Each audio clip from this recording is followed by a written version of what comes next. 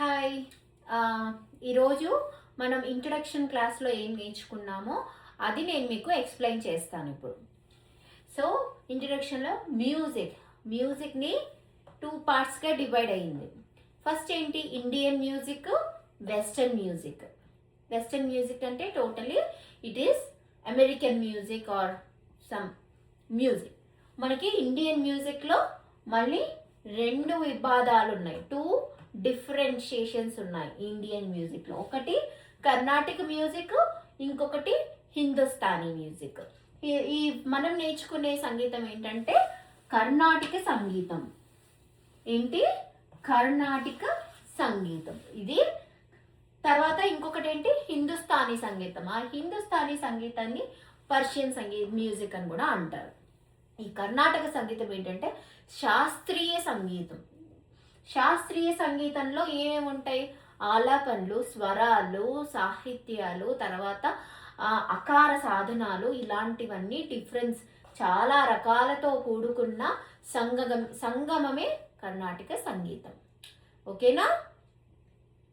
మనము ఇప్పుడు ఈ కర్ణాటక మ్యూజిక్ ఉన్న పిల్లర్స్ ఏంటి, అసలు మ్యూజిక్ మొత్తానికి 4 పిల్లర్స్ ఉంటాయి. ఆ పిల్లర్స్ ఏంటో చూద్దాం ఇప్పుడు మనం మ్యూజిక్ హౌస్కి కావాల్సిన 4 పిల్లర్స్ ఏంటో చూద్దాం. ఇవాళ క్లాస్లో డిస్కస్ చేసుకున్నాం కదా 4 పిల్లర్స్ ఏంటి. ఫస్ట్ పిల్లర్ వచ్చి శృతిబద్ధంగా పాడడం. శృతి మాత పిత లయ అంటారు సంగీతంలో. శృతి అంటే తల్లి లాంటిది సంగీతానికి. మనకి మదర్ ఎంత అవసరమో సంగీతానికి, ఒక పాటకి కూడా శృతి అంత అవసరం. శృతిలో పాడడం అంటే అంత ఇంపార్టెంట్. శృతిలో లేకపోతే ఇన్స్ట్రుమెంట్స్ కానీ మనతో పాటు పాడే పక్కన సింగర్స్కి కానీ మీది డిఫరెంట్గా, పక్క సింగర్స్కి డిఫరెంట్గా, ఇన్స్ట్రుమెంట్ డిఫరెంట్గా, మీది డిఫరెంట్గా,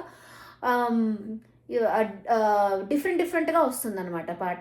మీది మీ వేలో, ఇన్స్ట్రుమెంట్స్ వేలో వెళ్తే దాన్ని పాట అనరు. అదేదో సౌండ్ లాగా ఉంటుంది. ఒక డబ్బాలో ఒక రాయి వేసి సౌండ్ చేస్తే ఎలా అసలు ఎంత ఇరిటేటింగ్గా ఉంటుంది, అలాంటి సౌండ్ వస్తుంది అనమాట. అదే మనం శృతిలో పాడితే ఇన్స్ట్రుమెంట్స్, మీరు అందరూ కలిసి ఒక పాట పాడేవాళ్ళు, ఇన్స్ట్రుమెంట్స్ అన్నీ కలిసి ఒక పాటని పాడితే అందరూ ఇంపుగా వినే పాటని కోరుకుంటారు ఎవరైనా.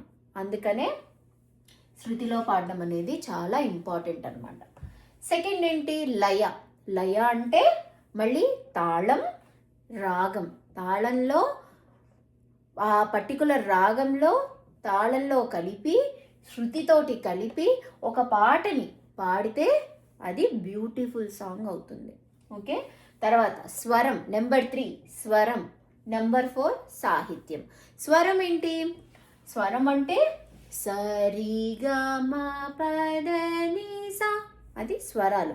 మనకి ఎన్ని స్వరాలు ఉన్నాయి, 7 స్వరాలు, 7 స్వరాస్ అని చెప్పాను కదా. ఏంటి, సరి గా మా ప ద ని, ఇవి 7 స్వరాలు.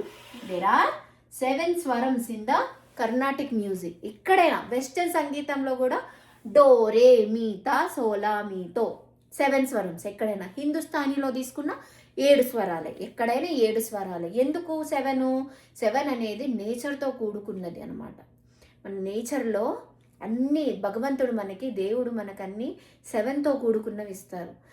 7 సముద్రాలు, 7 oceans, 7 colours in the rainbow.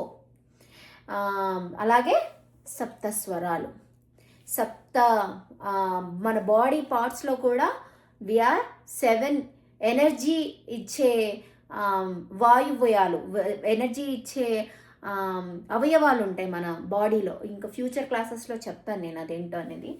ఇప్పుడు ప్రస్తుతానికి మాత్రం మనకి స్వరాల్లో 7 స్వరాస్ ఉంటాయి. సరి గా మా పదని, ఇవి 7 స్వరాస్ అనమాట.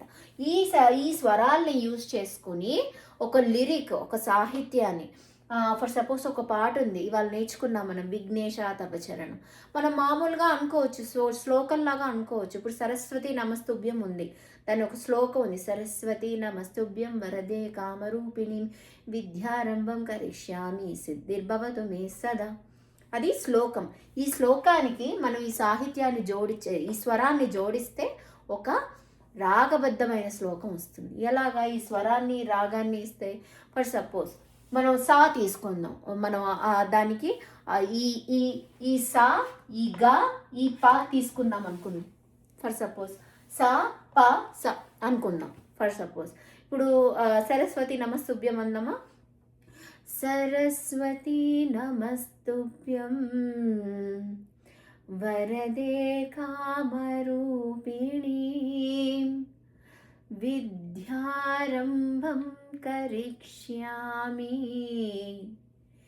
సిద్ధిర్భవతు మే సదా. ఇప్పుడు అలాగే సేమ్ విఘ్నేశ తవ చరణం తీసుకోండి. విఘ్నేశ తవ చరణం, సిద్ధి వినాయక తవ చరణం అది ఉంది. దానికి స్వరాన్ని జోడించండి. విఘ్నేశ తవ చరణం సాని సా సరి గమ పా సరి గారి గమ ప సరి గమ పా. స్వరాల్ని జోడిస్తే ఒక సాహిత్యానికి ఒక రూపం వస్తుంది. ఆ సాహిత్యానికి రాగం జోడిస్తే ఈ రాగంలోనే మళ్ళీ స్వరాలు ఉంటాయి. రాగం అంటే ఏంటి? స్వరాలే. రాగంలోనే స్వరాలు ఉంటాయి. We have swarams in the రాగం.